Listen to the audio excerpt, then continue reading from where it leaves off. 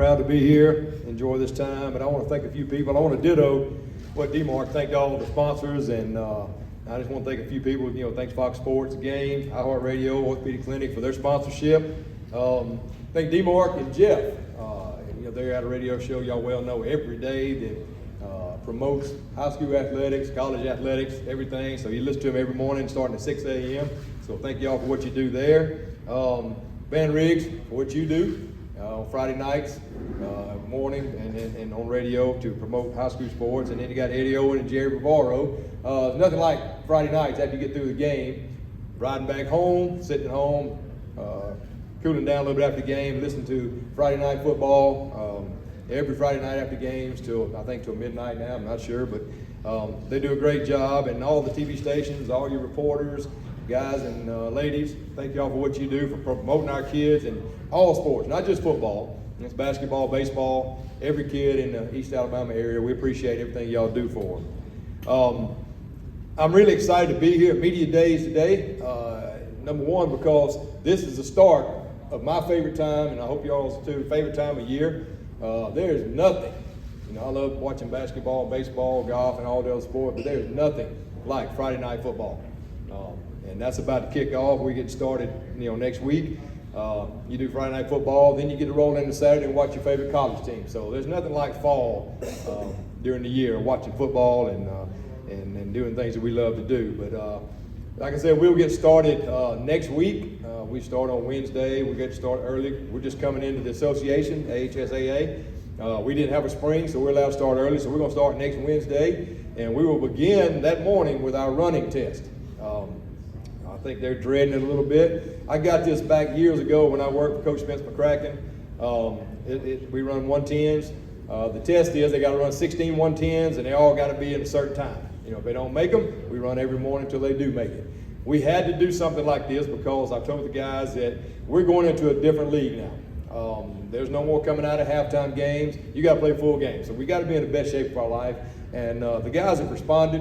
I think they are in the best shape of their life.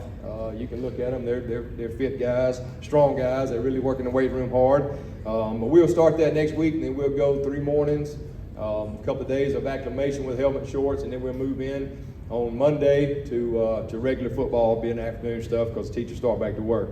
But I'm excited about this year. I'm excited about going back to the association and playing different competition, different teams, and allowing our guys and our fans to see different schools. As D-Mark mentioned, our success last couple of years, and I want to talk about our coaches before I talk about our players. I was told years ago by guys I worked with, Coach Smith McCracken, Brian Blackman, and even my father-in-law, Coach Dan Washburn, if you ever got to be a head coach, you need to hire people smarter than you. And I've done that. It don't take much to be smarter than me, but I've done that with our coaches. I want to start real quick with our offensive coordinators, Rick Wade. Coach Wade's got over 30 years experience, does a great job calling plays for us on Friday nights. I allow him to do that. I may have some input, but I trust him enough and I'll let him call the plays. Coach Jacob Osmond is our defensive coordinator. When I got to Lee Scott, Coach Osmond wasn't even coaching football. He was a baseball assistant.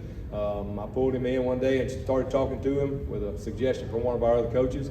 Got him in, and he quickly became one of the best defensive coordinators. In my opinion, I think the best in AISA. The points he allowed and these kids allowed the last couple of years, man, he's done a great job. He's always willing to learn.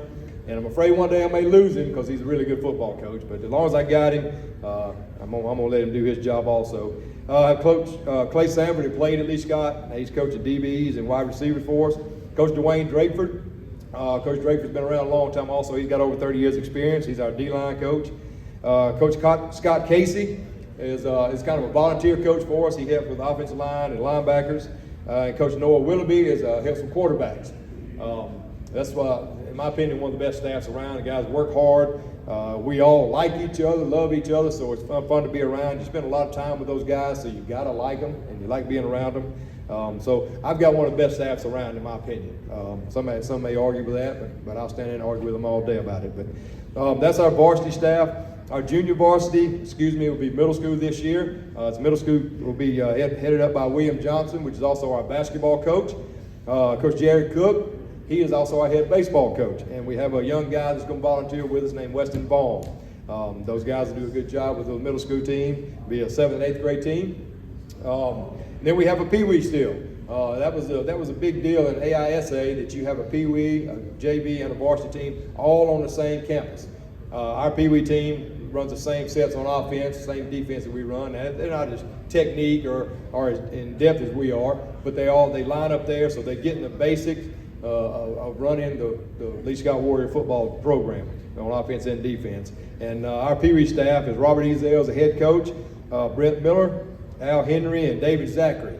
Last year, last couple of years, they've been undefeated, and I got to mention that again, they were undefeated last year, but they outscored their opponents 262-0. They scored 262 points and gave up 0. So Coach Ezell and those guys do a great job with our PE program, and we're thrilled to have them.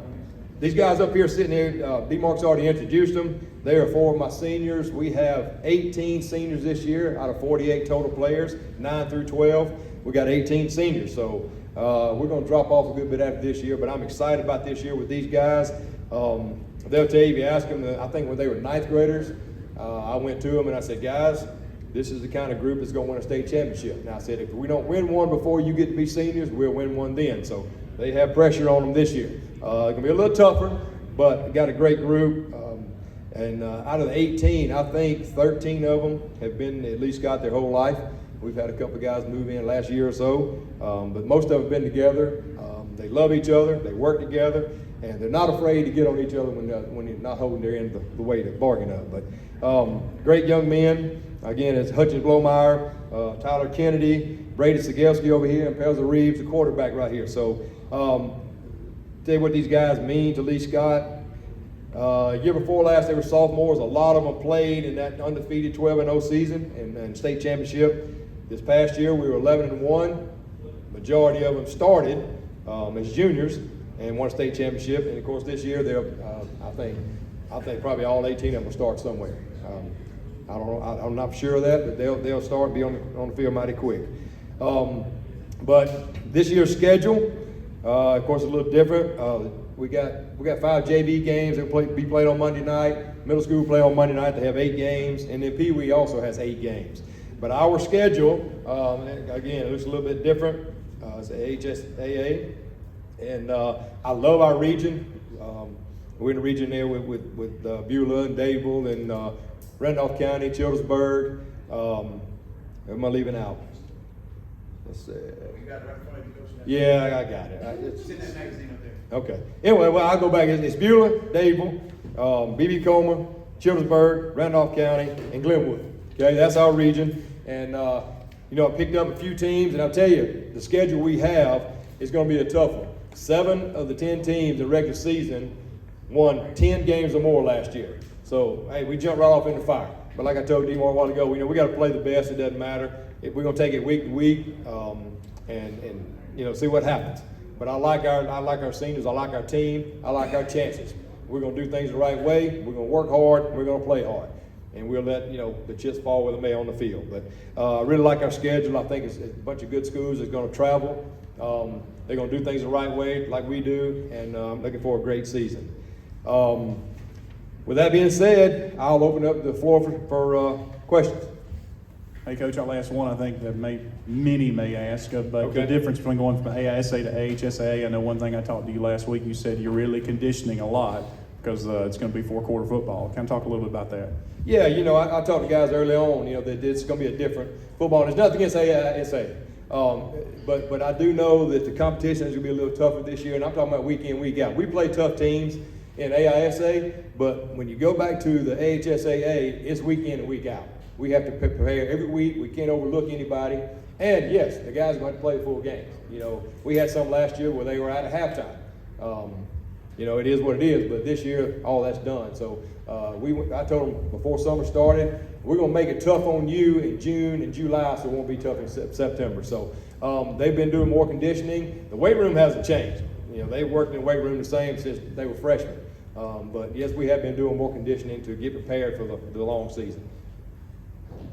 Hey, Coach, WTV or Mackenzie Collins, WTV. Following up on that, have you watched any film? Who stood out to you so far? And Yeah, just who stood out to you? Well, no, we haven't watched any film. We really hadn't done that. We hadn't overlooked anybody. Right now, we're working on Lee Scott. We're working to get in better condition, get stronger, and we'll start film viewing probably next week or the week after. But we know all the teams we're playing. I don't know all the ins and outs, but we're familiar with them, and I know they're all good programs. Morning, Coach. Jack Patterson with WRBL in Columbus.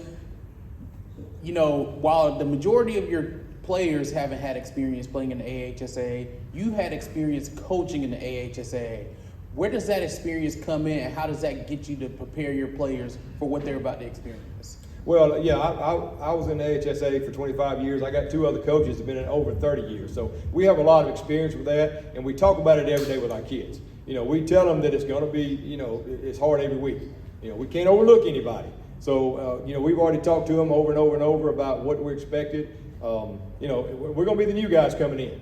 Everybody's going to have a target on our back. Of course, we won the state championship. They're going to be looking at that. But yeah, just having experience of knowing how people coach over there, how the players are, and the toughness. That's what we teach them every day.